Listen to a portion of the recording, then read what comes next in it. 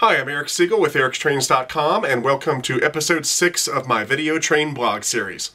Okay, so it's March 11th, 2011, and it's been about a week or so since I did my last blog update video.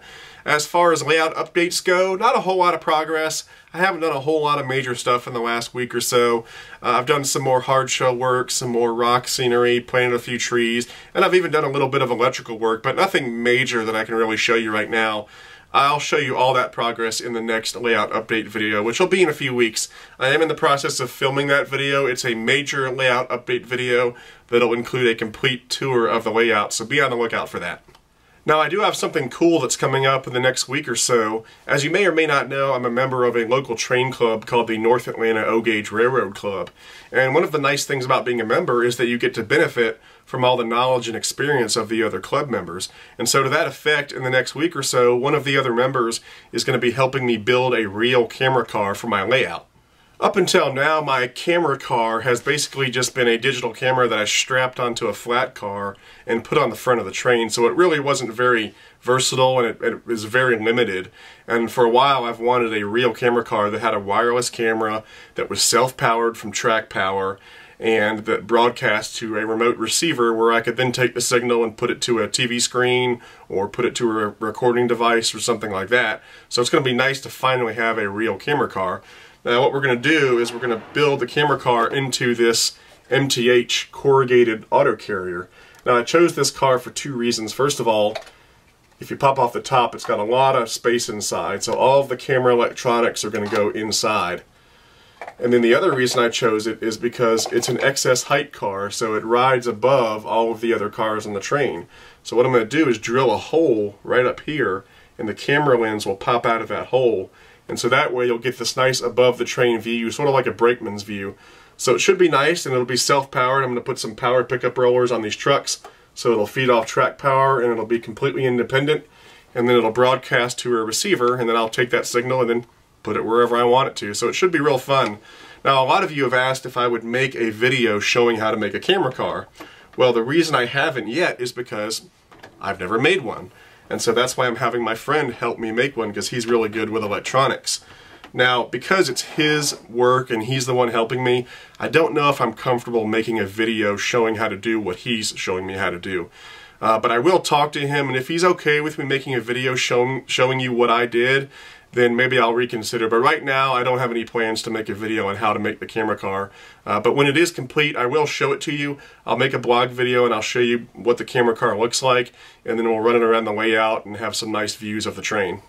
I've got one new product review coming up in the near future, and that will be for an Atlas MP15 DC switcher. I've got a Canadian Pacific version coming in, and so as soon as that arrives, I'll do a review on it, and you can see just how cool those Atlas MP15 switchers are. And speaking of Atlas, I've been expecting some new Atlas freight cars to arrive, and the UPS guy just dropped off a couple boxes a few minutes ago, so let's go ahead and see what's in those boxes. Okay, here's the first box, and I can see on the shipping label that this is from Bob Thatcher up at AM Hobbies in Wellsboro, Pennsylvania. I buy most of my Atlas stuff through Bob Thatcher at AM Hobbies, so let's see what Bob has sent me today.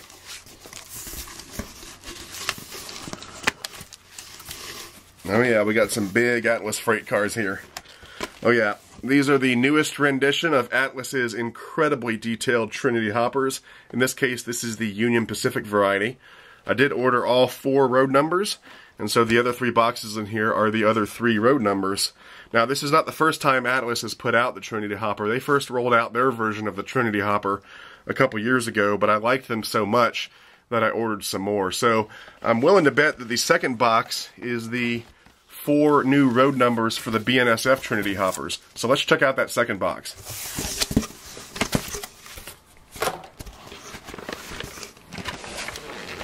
Yep, these are the newest road numbers for the BNSF Trinity covered hoppers. Now, as I said, the first run that Atlas did of these BNSF hoppers, I ordered all 4 road numbers, and I liked them so much that when they did this new run with 4 new road numbers, I ordered those as well. So all total, I now have 8 of these BNSF hoppers and 16 of the Trinity covered hoppers in all. So clearly I'm a big fan of them. So let's go ahead and take them all out of the box and get them on the layout, and you'll see why I'm such a big fan of them.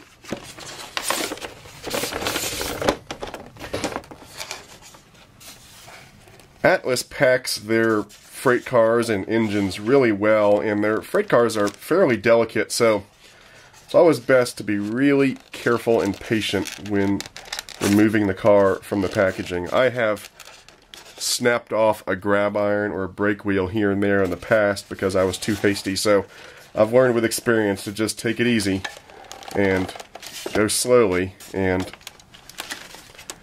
usually it'll come out without a problem. And there we go.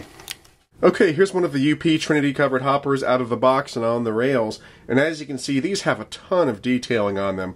We've got opening latches and hatches on top, etched metal walkways all the way around and on each end of the car. We've got tons of separately applied detailing like grab irons and hoses and valves and so forth. Down here on the trucks, we've got these interesting blue roller bearing caps, and we've also got the road name and road number printed on the truck itself.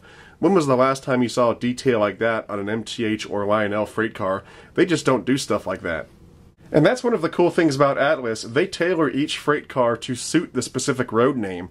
So for example, while these UP Trinity covered hoppers have the blue roller bearing caps and the road name and the road number printed on the truck, the BNSF Trinity covered hoppers do not. And they do the same thing with the roof hatches. They'll change the configuration of the roof hatches to suit the specific road name.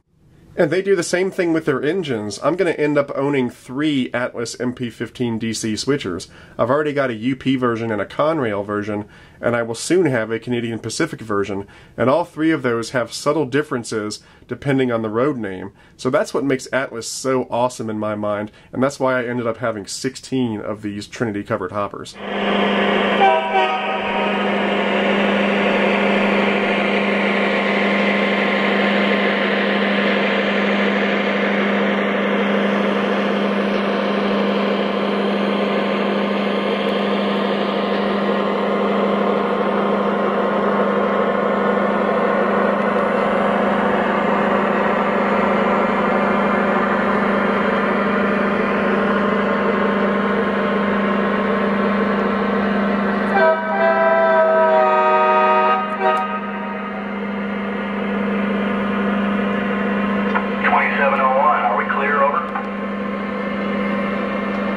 Yes, 2701, you are clear. Over.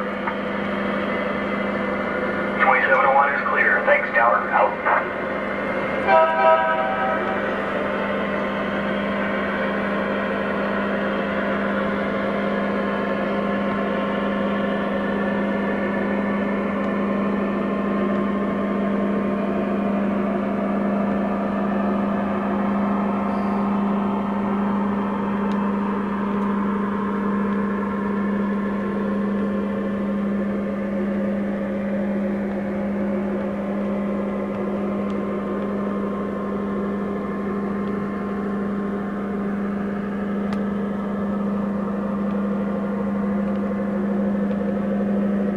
So that about wraps it up for this blog episode. I'm Eric Siegel, and I'll see you next time.